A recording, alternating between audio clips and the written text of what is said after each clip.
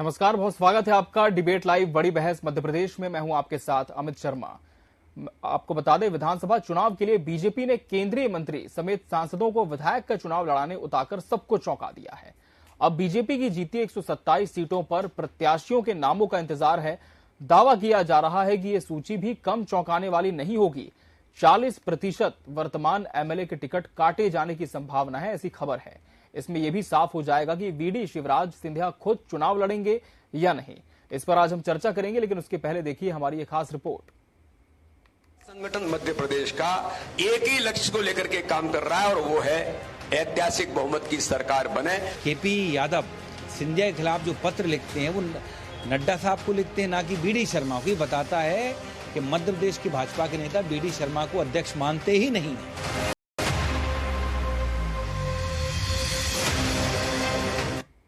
मध्य प्रदेश में बीजेपी का टिकट वितरण का तौर तरीका चौंका रहा है। उम्मीदवारों की लैंडिंग में शाह की नीति की झलक साफ देखी जा सकती है। बीजेपी के अंदर खाने में कहा जा रहा है कि प्रत्याशियों के चयन को लेकर बहुत मेहनत की गई है। इसमें कई फैक्टर पर सर्वे किया गया, लेकिन 3 फैक्टर इमेज, जातिगत समीकरण और संगठन का फीडबैक सबसे अहम रखा गया। यानी इसमें एक भी फैक्टर दावेदार के खिलाफ गया तो उसको पैनल से बाहर कर दिया गया। सूत्र कहते हैं कि प्रदेश स्तर से मिले दावेदारों के नाम पर केंद्रीय गृह मंत्री अमित शाह ने 2 एजेंसियों से सर्वे कराया। इसमें एक पैनल में न्यूनतम 3 और अधिकतम 5 नामों को शामिल किया गया। सर्वे में एक विधानसभा क्षेत्र में वोटरों की संख्या के आधार पर 2000 से 5000 लोगों को शामिल किया गया। इस सर्वे रिपोर्ट के आधार पर दिल्ली से केंद्रीय नेतृत्व प्रत्याशियों के नाम पर मुहर लगा रहा है। टिकटों को लेकर सबसे ज्यादा सवाल प्रदेश अध्यक्ष से पूछे जा रहे हैं। भारतीय जनता पार्टी एक कैडर बेस ऑर्गेनाइजेशन है और भारतीय जनता पार्टी दुनिया का सबसे बड़ा दल होने के नाते एक विशिष्ट कार्य पद्धति का संगठन है। मैं आपको आश्वस्त करता हूं, प्रोसेस के साथ जो होनी चाहिए उसी आधार पर सारी चीजों को आगे बढ़ाने का काम भारतीय जनता पार्टी रामेश्वर जी, पूरा संगठन मध्य प्रदेश का एक ही लक्ष्य को लेकर के काम कर रहा है और वो है ऐतिहासिक बहुमत की सरकार बने। हम इस काम में लगे। संगठन जो काम देता है वो हम लोग करते हैं। टिकट की दावेदारी को लेकर कई स्थानों पर आपस में टकराव भी देखने को मिला है, जिससे राजनीतिक दलों के सामने विषम परिस्थितियां भी खड़ी हो गई हैं। कांग्रेस फिलहाल बीजेपी की लिस्ट देख रही है। देखिए, बीडी शर्मा जी सबसे पहले अपने नेताओं से बात कर लें। नेता पत्र लिखते हैं, मीडिया में प्रमुख समाचार पत्रों की हेडलाइन बनता है और वो कहते हैं कोई पत्र नहीं लिखा जाएगा। ये बताता है कहीं ना कहीं कि इनकी पार्टी में कोऑर्डिनेशन की भी कमी। वो पहले भी सुनाई आया है कि जब केपी यादव सिंधिया के खिलाफ जो पत्र लिखते हैं वो नड्डा साहब को लिखते हैं, ना कि बीडी शर्मा को। ये बताता है कि मध्य प्रदेश की भाजपा के नेता बीडी शर्मा को अध्यक्ष मानते ही नहीं है। उधर आम आदमी पार्टी ने पूरी की पूरी 230 सीटों पर अपने उम्मीदवारों को खड़ा करने की घोषणा की है, जबकि उसने 10 प्रत्याशियों की पहली लिस्ट भी जारी कर दी है। मध्य प्रदेश विधानसभा चुनाव 2023 को लेकर मायावती की party Bahujan Samaj party BSP ने अपनी दूसरी लिस्ट जारी कर दी है। अब तक बीएसपी ने 16 उम्मीदवार घोषित कर दिए हैं। मौजूदा राजनीतिक परिप्रेक्ष्य में मध्य प्रदेश की राजनीति में छोटे या क्षेत्रीय दलों का उतना प्रभाव बाकी नहीं बचा है जितना किसी समय हुआ करता था। फिलहाल तो टिकटों पर जोर है। Bureau report, TV 24 news. तो सरप्राइज पॉलिटिक्स, टिकट के कितने ट्रिक्स, आज हम इसी पर चर्चा करेंगे और इसके लिए हमारे साथ खास मेहमानों का पैनल भी जुड़ चुका है। हमारे साथ भाजपा प्रवक्ता मंजरी जैन जी जुड़ी है। मंजरी जी, आपका बहुत बहुत स्वागत है इस चर्चा में। आम आदमी पार्टी से रमाकांत पटेल जी इस डिबेट का हिस्सा। रमाकांत जी, आपका भी बहुत बहुत स्वागत है। साहू समाज प्रकोष्ठ के जिला अध्यक्ष ब्रजलाल साहू जी भी हमारे साथ हैं, आपका भी बहुत बहुत स्वागत है। मंजरी जी, जिस तरह से भाजपा की लिस्ट आई, इसने निश्चित तौर पर सभी को चौंकाया है। कांग्रेस ने यहां तक कहा कि जो सांसद थे, केंद्रीय मंत्री थे, उन्हें विधानसभा का चुनाव लड़ाते हुए बीजेपी ने, केंद्रीय नेतृत्व ने उनका डिमोशन कर दिया है। लेकिन अब खबर यह है कि आने वाले समय में जो लिस्ट जारी होगी बीजेपी की, इसमें और कुछ चौंकाने वाले नाम होंगे। क्या तैयारी है पार्टी की इसे लेकर और इस पूरी रणनीति को किस तरह से आपकी पार्टी देख रही है? मंजरी जी। जी देखिए, नाम चौंकाने वाले तो है, लेकिन ये नहीं कहा जा सकता कि केंद्रीय मंत्रियों का डिमोशन कर दिया या प्रमोशन कर दिया। ये हमारी पार्टी में नहीं होता। हमारे यहाँ चाहे प्रधानमंत्री हो, चाहे केंद्रीय मंत्री हो, चाहे चीफ मिनिस्टर हो, सब सबसे पहले पार्टी के कार्यकर्ता है, और पार्टी जो डिसीजन लेती है, शीर्ष नेतृत्व जो डिसीजन लेता है, उसको सबको अनुशासन में रहकर पालन करना होता है। तो ये सब जो भावनाएं हैं, हर चाहे वो कितना बड़ा नेता हो, मंत्री हो, सबके अंदर पहली भावना है कि वो इस पार्टी के कार्यकर्ता है, और कार्यकर्ता के रूप में ही सब कार्य करते हैं, और कार्यकर्ता के रूप में उन्हें जो आदेश मिलता है उसका वो पालन करते हैं। अब रहा कि बड़े बड़े लोगों को, तो मैं समझती हूँ कि चुनाव एक युद्ध है, और इस युद्ध में हमें हर तरीके से अपनी रणनीति तैयार करना पड़ती है। युद्ध को जीतने की रणनीति तैयार करना पड़ती है। सामने वाले को कभी भी कमजोर नहीं समझा जाता है, तो ये एक पहली जीत की सीढ़ी होती है कि हम सामने वाले को कमजोर न समझकर अपनी तैयारी पूरी तरह करें, और हमारे तर्कश में कौन कौन से ब्रह्म बाण हैं उनको हम कब कब चलाएंगे, ये पार्टी तय करेगी, और ये करना भी चाहिए एक योद्धा के नाते। तो मैं समझती हूँ कि हमारे यहाँ जो जो निर्णय होंगे शीर्ष नेतृत्व से, वो उस हिसाब से होंगे कि हमें हर सीट जीतनी है, हर पोलिंग बूथ पर हमको 51% वोटिंग बढ़ानी है बीजेपी के पक्ष में, तो निश्चित तौर पर हम उसमें कामयाब होंगे, और आने वाले समय में पूर्ण बहुमत के साथ हमारी सरकार बनने जा रही है, क्योंकि हमने विकास के कार्य किए, हमने जनता के लिए काम किए, हमने गरीब के लिए कार्य किए हैं, और जितनी योजनाएं हैं वो सब गरीब कल्याण के लिए और प्रदेश के विकास के लिए काम कर रही है। तो निश्चित तौर पर हमारे प्रति जनता का जो उत्साह है, जनता का जो हमें आशीर्वाद है, वो भरपूर जन आशीर्वाद यात्रा में भी मिला है, और वो हमें वोट के रूप में भी मिलेगा। जी बृजलाल साहू जी, बीजेपी बड़ी आश्वस्त है कि जब केंद्रीय नेतृत्व ने कुछ नामों पर भरोसा जताया है तो कुछ सोच समझकर रणनीति बनाई होगी, और जनता का आशीर्वाद जैसा पिछले चुनाव में मिला है उपचुनाव में, उसके बाद अब एक बार फिर से जब मध्य प्रदेश में विधानसभा के चुनाव होंगे तो फिर से आशीर्वाद मिलेगा। लेकिन क्या आप मानते हैं कि केंद्रीय नेतृत्व की जो ये रणनीति है, इससे आप इत्तेफाक रखते हैं, या फिर आप ये कहते हैं कि कोई भी नेतृत्व हो, कहीं न कहीं संगठन के क्षेत्र में मजबूत तो होता ही है, लेकिन जो राज्य की सियासत है उसके आधार पर चेहरे भी तय होते हैं? सर, बीजेपी की नैया तो डूब रही है जी, और दूसरी बात, इन्होंने जो केंद्रीय मंत्रियों को उतारा है जी, उससे ये बात साफ हो गया है कि बीजेपी के नैया को खुद प्रधानमंत्री नरेंद्र मोदी भी यदि मध्य प्रदेश से अपने आप को मुख्यमंत्री का चेहरा घोषित कर ले जी, तो बीजेपी के नैया को डूबने से कोई नहीं बचा सकता। एक तो वैसे भी अभी कुछ दिन पहले विदिशा में शिवराज सिंह चौहान जी गए थे जी, वहां पर गणेश जी भी उनको भाव नहीं दे रहे, वो मन जी टूट गया। तो ये समझने वाली बात है, जो महाकाल बाबा लोग कॉरिडोर के में भ्रष्टाचार कर सकते हैं जी, जो कारम डेम जैसे जन कल्याण जीवन दायिनी को के लिए भ्रष्टाचार कर सकते हैं जी, एनएच जैसे सड़कों पर भ्रष्टाचार कर सकते हैं जी, ये कहीं से कहीं तक पूरा कायनात में है कि भारतीय जनता पार्टी हर हाल में मध्य प्रदेश से जा रही है। और इसीलिए मैंने पहले बोल दिया था, स्वयं नरेंद्र मोदी जी भी यदि स्व घोषित कर ले मुख्यमंत्री का चेहरा मध्य प्रदेश से, तो किसी कीमत पर बीजेपी के नैया को डूबने से कोई नहीं बचा सकता। ठीक है रमाकांत पटेल जी, आप तो निश्चित तौर पर जी जी जी आपकी बात पूरी करें ब्रिजलाल जी। जी साथ ही साथ अगर रही बात केंद्रीय नेतृत्व के आने से मध्य प्रदेश में ये लोग हवा बना लेंगे तो ये लोग मुगालते में ना रहे। भारतीय जनता पार्टी सिमट रही है, मुश्किल से 30 से 40 सीट तक ही सिमट पाएगी, में ही सिमट जाएगी ये बीजेपी, और आने वाले 20 साल तक के लिए या 25 साल तक के लिए नजीर बनेगा ये। ठीक है रमाकांत पटेल जी, 30 से 40 सीटों पर भाजपा सिमट जाएगी, ये कह रहे हैं ब्रिजलाल जी। आप इस मंच पर पहले भी बैठ चुके हैं, इसी विषय से संबंधित विषय पर हमने चर्चा की थी, तब आपने भी कहा था कि कहीं लगातार कुशासन देखा है भारतीय जनता पार्टी का जनता ने, और आपने ये भी कहा था उस दौरान कि अब केंद्रीय नेतृत्व भी यदि यहां पर आ जाएगा तो कुछ खास फर्क नहीं पड़ेगा। लेकिन क्या आपको नहीं लगता कि केंद्रीय नेतृत्व को जब इस पूरे चुनाव में एक बड़ी जिम्मेदारी दी गई है तो कोई ना कोई ऐसी कारपेट बॉम्बिंग की गई होगी जिसके आधार पर ये चेहरे तय हुए हैं, और आने वाले समय में भी ऐसी प्रबल संभावना है कि जो बड़े चेहरे हैं जिन्हें केंद्रीय नेतृत्व पर दर्जा मिला हुआ है वो विधानसभा के चुनाव में उतरेंगे। इसे किस तरह से आपकी पार्टी देख रही है? देखिए अमित जी बिल्कुल ठीक कह रहे हैं कि केंद्रीय नेतृत्व ने पूरा मध्य प्रदेश भाजपा की कमान अपने हाथ में ले लिया है जी। और उसका कारण ये है कि भारतीय जनता पार्टी के मुख्यमंत्री जी ने जी। अब हम जनता का मुख्यमंत्री तो नहीं कहेंगे, क्योंकि अभी भाजपा की प्रवक्ता ने कहा कि प्रधानमंत्री तक कार्यकर्ता है, तो भाजपा के मुख्यमंत्री ने 18-20 सालों में कोई काम नहीं किया है और इस वजह से इनके केंद्रीय नेतृत्व को मुख्यमंत्री से अपने हाथ में कमान लेना पड़ गया। लेकिन जब देखिए जनता मालिक होती है जी। ये अपने हाथ में कमान ले लें, ये कह रहे हैं डबल इंजन की बात।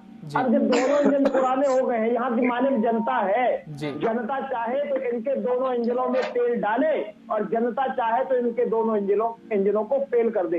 ये स्थितियां हैं, जनता मालिक होती है, जनता तय करेगी कि इनके शासन को क्या करना है, कितनी सीटें देनी है, 20 सीटें देनी है, 30 देनी है, 40 देनी है, 50 देनी है, वो जनता को तय करना है, क्योंकि मध्य प्रदेश की जनता तो दोनों से उभी हुई है। रही बात दूसरा ये कि अभी बीजेपी प्रवक्ता जी कह रहे थे कि चुनाव युद्ध है। दरअसल चुनाव में जब ये जाते हैं तो इनको बताना चाहिए कि हमने क्या काम किया है। इन्होंने कहा कि विकास काम किया है, कौन सा विकास हुआ है? आप देखते हैं अमित शर्मा जी, आप लंबे समय से मध्य प्रदेश के विषय में लेकर के आपके सामने बातें आई है कि यहाँ पर महाकाल लोक में घोटाला हुआ है, मध्य प्रदेश में व्यापम घोटाला हुआ है, मध्य प्रदेश में पटवारी भर्ती परीक्षाओं में घोटाला हुआ है, मध्य प्रदेश के अंदर पोषण आहार के मामले में घोटाला हुआ है। तो विकास कार्य तो दिख रहा है कि इसमें घोटाला हुआ है। इन्होंने कहा कि गरीबों के लिए इन्होंने काम किया है। आपको मैं बतलाऊं और पहले भी बतला चुका हूं कि आज मध्य प्रदेश के अंदर अगर कोई बीमार हो जाए तो उसको अपने परिजनों के इलाज के लिए खेत गिरवी रखना पड़ता है, माताओं बहनों को अपने जेवर बेचने पड़ते हैं, तब जाकर के उसका इलाज होता है। तो गरीबों के लिए कौन सा काम हुआ है? बच्चों के पढ़ाई के लिए, बच्चों की अच्छी पढ़ाई हो जाए, लोग अपने खेत बेच देते हैं तब बच्चे पढ़ पाते हैं। लेकिन दुर्भाग्य है कि लोग अपने बच्चों को खेत बेच करके पढ़ाते भी है, लेकिन इस सरकार ने उन बच्चों को जो पढ़ लिख गए उनको रोजगार नहीं दिया है। इन्होंने कहा कि सरकार बनेगी, जन आशीर्वाद यात्रा में खूब आशीर्वाद मिला है। मैं जहां तक देखा हूं और आप भी देखे होंगे, कवर किए होंगे अपने चैनल में कि जन आशीर्वाद यात्रा में लोगों ने तो गांव में पोस्टर लगा दिए कि भाजपाइयों इस गांव में अंदर मत आ जाना, तुम्हारा प्रवेश वर्जित है। ये तक हुआ है। भाजपाइयों तुम इस गांव में मत आ जाना, तुमने इस गांव के लिए कोई काम नहीं किया है। स्टूडेंटों ने जब मांग करी कि हमको नौकरी दो तो उनको डंडे से पीट के भगाया गया। किसानों ने कहा कि हमारी फसलों का दाम दो तो उनको गिरफ्तार कर लिया गया। किसानों ने कहा कि फसल खराब होने का मुआवजा दो तो उनको गिरफ्तार कर लिया गया। इन्होंने कहा कि पिछले चुनाव में इनको आशीर्वाद मिला था, परिणाम सबके सामने क्या आशीर्वाद मिला था? अरे खरीद फरोख्त करके ये सरकार चल रही है, आशीर्वाद नहीं मिला था। डकैती की थी आपने, डकैती, और मैं सॉरी इसको डकैती कह रहा हूँ, गलत है।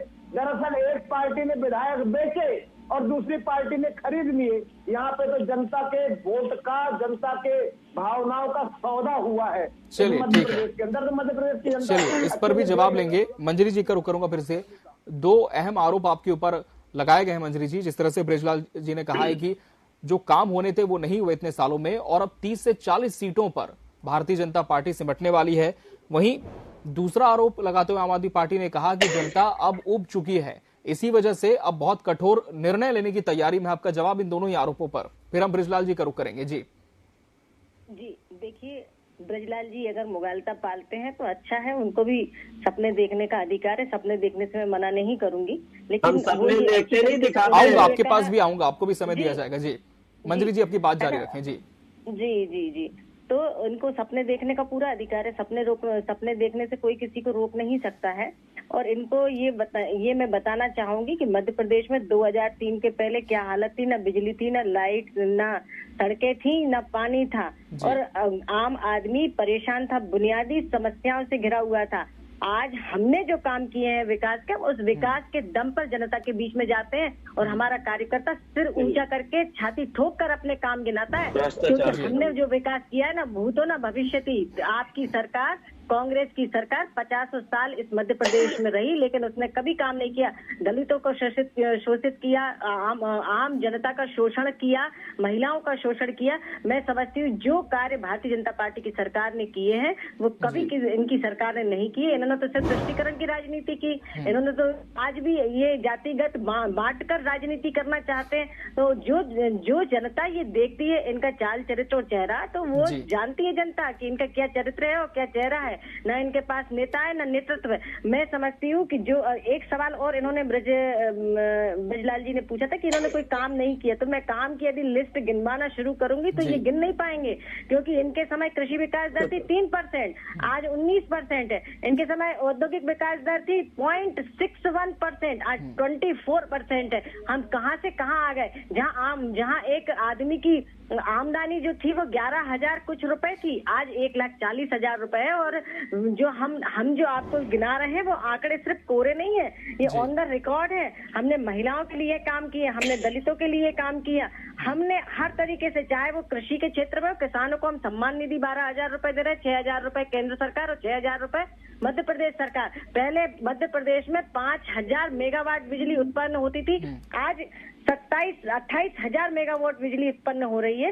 तो ये हमने कृषि के लिए आज हम 10 से 14 घंटे किसानों को बिजली दे रहे हैं। पहले 7.5 लाख हेक्टेयर के जो खेत जमीन थी वो सिंचित थी, आज 45 लाख हेक्टेयर भूमि सिंचित है और हम 65 लाख सिंचित करने जा रहे हैं।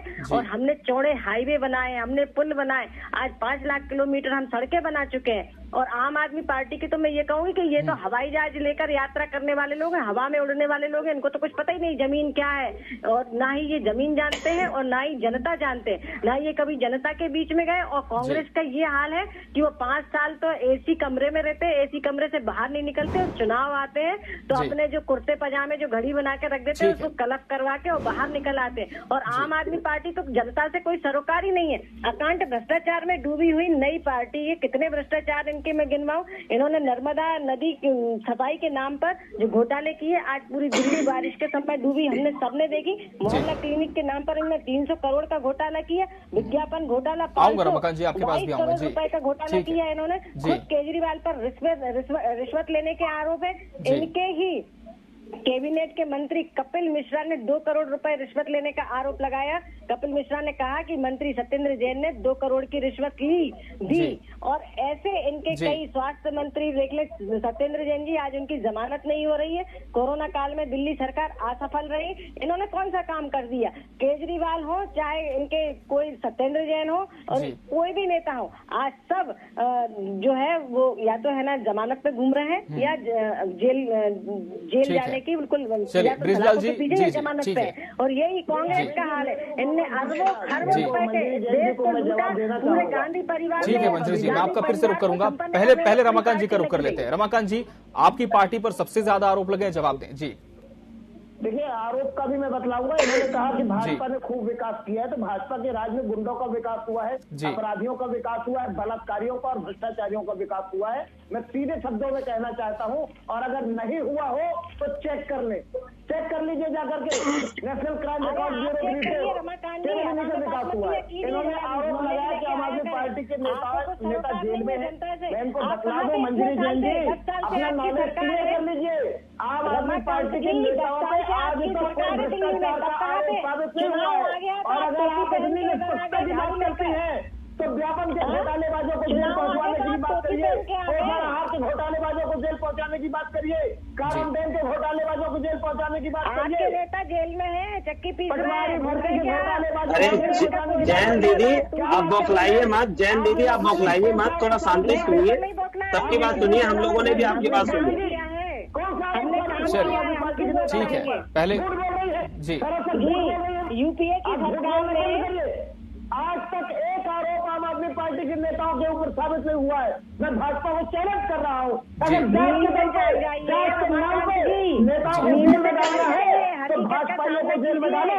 सबसे पहले जेल में डालो शिवराज सिंह चौहान को, दूसरे नंबर पर जेल में डालो कमल पटेल को, तीसरे नंबर पर जेल में डालो नरोत्तम मिश्रा को, सारे नेताओं को जेल में डाल दो। जांच करें गोविंद सिंह। चलिए ब्रजलाल जी का सवाल, ब्रजलाल जी जवाब दें। जी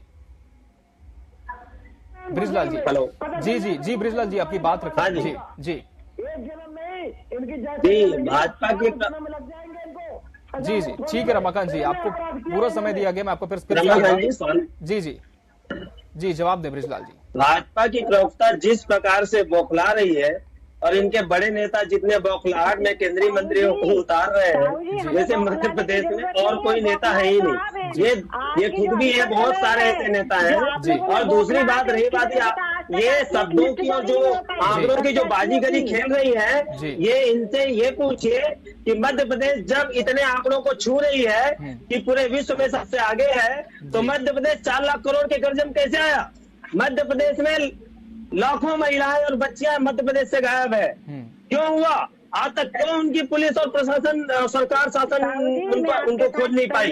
क्या कर रहे हैं बहू बेटियों के साथ? और इतने जो आज उज्जैन जैसे महाकाल के द्वार पर इनके कार्यकाल में छोटी बच्चों के साथ बलात्कार हो रहा है, इनसे बड़ी घटिया और शर्मिंदगी सरकार कौन सी होगी?